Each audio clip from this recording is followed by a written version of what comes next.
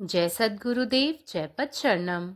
मेरे सद्गुरु की वाणी परम संत महात्मा यशपाल जी महाराज का प्रवृत्ति में निवृत्ति गृहस्थ धर्म के लिए श्रीमद् भगवद गीता का गीता सुधा भाष्य अध्याय 6 श्लोक 32।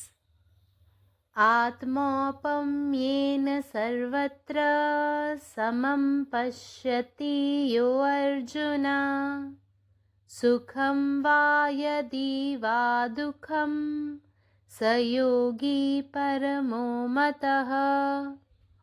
हे अर्जुन, जो योगी विश्व के स्थावर और जगम समस्त पदार्थों को अपने ही समान देखता और समझता है, जिसके मन में सुख दुख आदि की भावनाओं अथवा शुभ और अशुभ कर्मों के संबंध में कोई भेदभाव नहीं होता, जो अपनी सादृश्यता से संपूर्ण भूतों में सम देखता है, अर्थात जैसे मनुष्य अपने मस्तक, हाथ, पैर, उदर और गुदादि के साथ ब्राह्मण, क्षत्रिय, वैश्य और शूद्रादि का सावर्ताव करता हुआ भी उनमें आत्मभाव समान होने से सुख और दुख को समान ही देखता है, वैसे ही योगी सब भूतों में सम देखता है।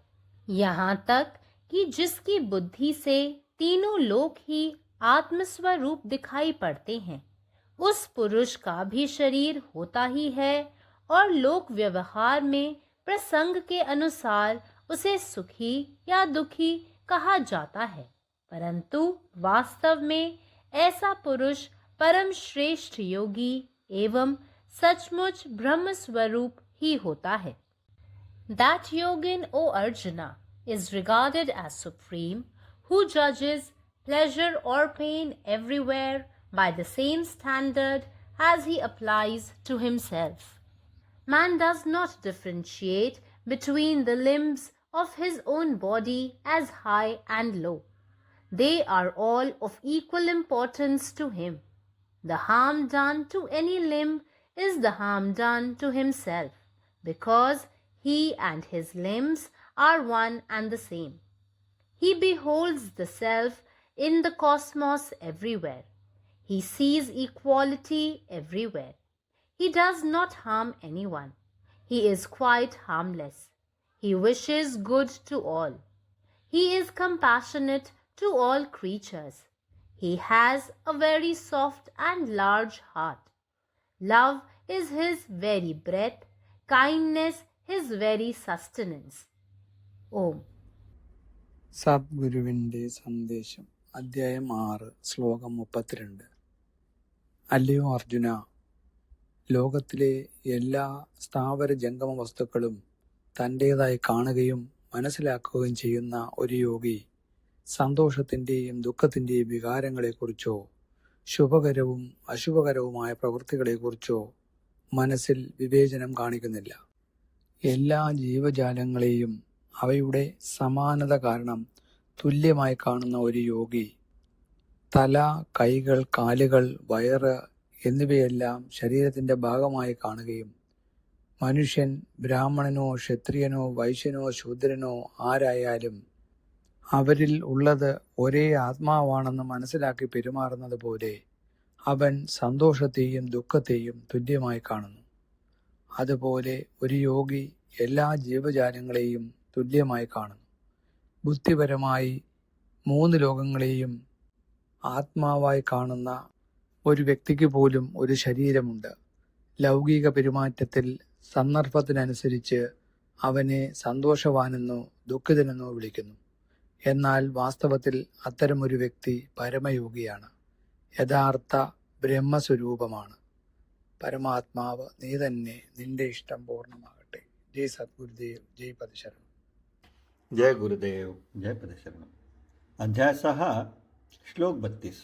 हे अर्जुना, जो योगी जगातील सर्व जंगम आणि अचल गोष्टींना स्वतःचे मानतो आणि समजतो, ज्याच्या मनात सुख दुःख इत्यादी भावना किंवा शुभ अशुभ कर्माबद्दल कोणताही भेदभाव नाही, जो सर्व प्राण्यांना त्यांच्या समानतेमुळे समानच पाहतो. म्हणजेच ज्याप्रमाणे मनुष्य ब्राह्मण, क्षत्रिय, वैश्य आणि शूद्र इत्यादी प्रमाणे डोके, हात, पाय, पोट आणि गुदाद्वारे वागतो, कारण त्यांच्यात स्वतःची भावना समान असते.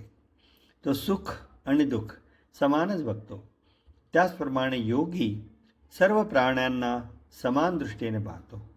ज्या व्यक्तीची बुद्धी तिन्ही जगांना आत्मा म्हणून पाहते त्याला शरीर असते आणि सांसारिक वर्तनात त्याला संदर्भानुसार सुखी किंवा दुःखी म्हटले जाते. परंतु प्रत्यक्षात असा व्यक्ती परमयोगी असतो आणि तो खरोखरच ब्रह्माचे स्वरूप असतो.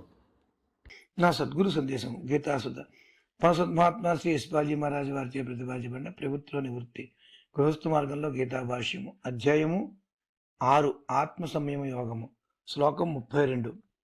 ఆత్మౌపమ్యేన సర్వత్రా సమం పశ్యతి అర్జున సుఖం నా యది వా దుఃఖం స యోగి పరమో మతః.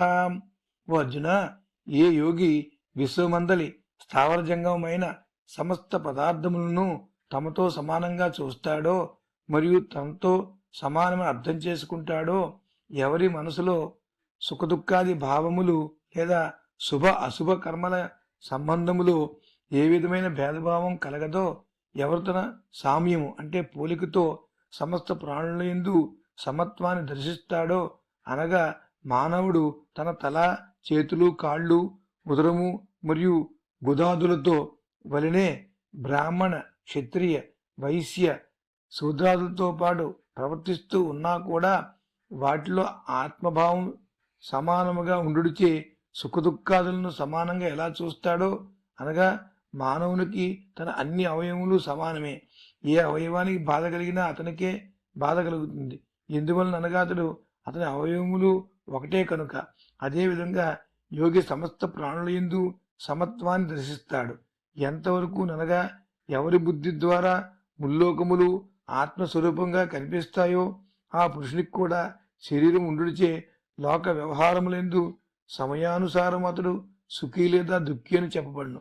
అయితే వాస్తవానికి అటువంటి పురుషుడే పరమశ్రేష్ఠుడైన యోగి మరియు నిజమైన బ్రహ్మస్వరూపుడే అగును.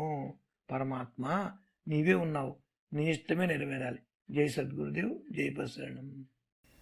आत्मौपम्येन सर्वत्र समं पश्यति यो अर्जुन सुखम वा यदि वा दुखम स योगी परमो मतः.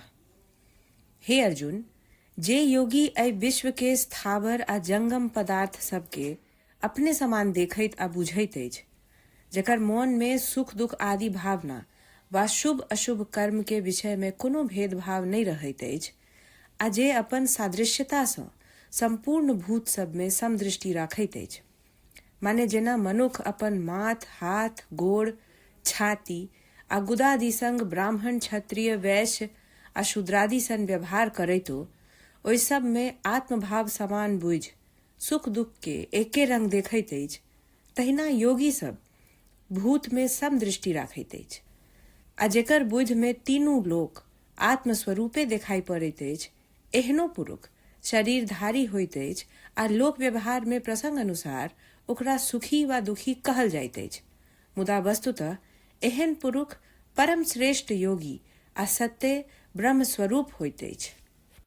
अखिल भारतीय संतमत सत्संग पंजीकृत दिल्ली, मुख्यालय B20 CC colony, Rana Pratap Bagh के सामने, दिल्ली. सत्संग आश्रम संत यशरूप तपोभूमि परिसर, अनंगपुर, जिला फरीदाबाद, हरियाणा.